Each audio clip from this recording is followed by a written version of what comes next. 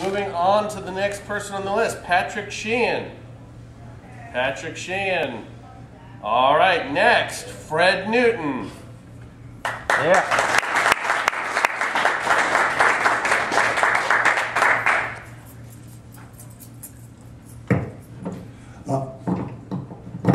As he said, the name's Fred Newton. It's my third year here from Bloomberg Land, New York City. And for the last 25 years of my life, I've been an extreme, intense anti-prohibitionist. I hope I can be considered the diametric opposite of a Bill Bennett or a Harry or an Anslinger. And for that reason, even though I'm not a libertarian, I've had a strong relationship with libertarians for the last 25 years, which I cherish and value. And one of the things that motivated me to come up with is a relationship with a woman in my union. And I'll start with a segue.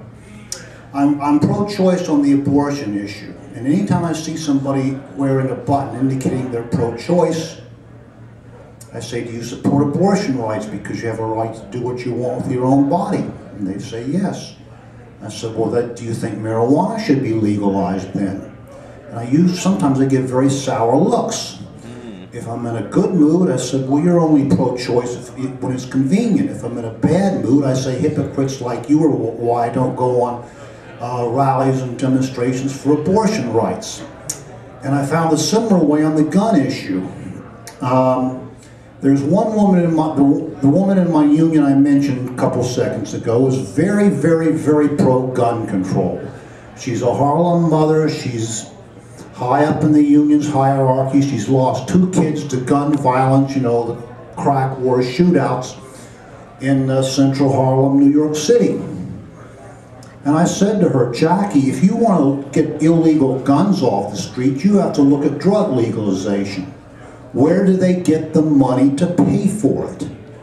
And she could not argue with me. And I went further and said, look, anybody who's strongly pro-gun control and doesn't want to look at legalizing drugs is like someone who wants to diet but eats 12 hamburgers a day, 14 slices of pizza a day, 17 malted milks, 3 full-course meals, plus triple desserts after the 3-course meals. And I was an accomplishment last year getting Jack Cole of Law Enforcement Against Prohibition, which I also belong to go to one of her symposiums. And the thought occurred to me that most members of Second Amendment Sisters, National Rifle Association, Gun Owners of New Hampshire, Citizens' Right to Keep and Bear Arms, Second Amendment Foundation, the latter 2 which I've taken out memberships in. Libertarians are not their entire membership. Most of the membership in those organizations probably don't agree with the libertarian members on the issue of drug legalization. And if they could mention the segue that I just mentioned, could some of the libertarian members of Second Amendment Foundation, Second Amendment Sisters, National Rifle Association, if they could convert some of their members to you know, the libertarian stance on drug prohibition, they would have something to throw at the Brady Bunch.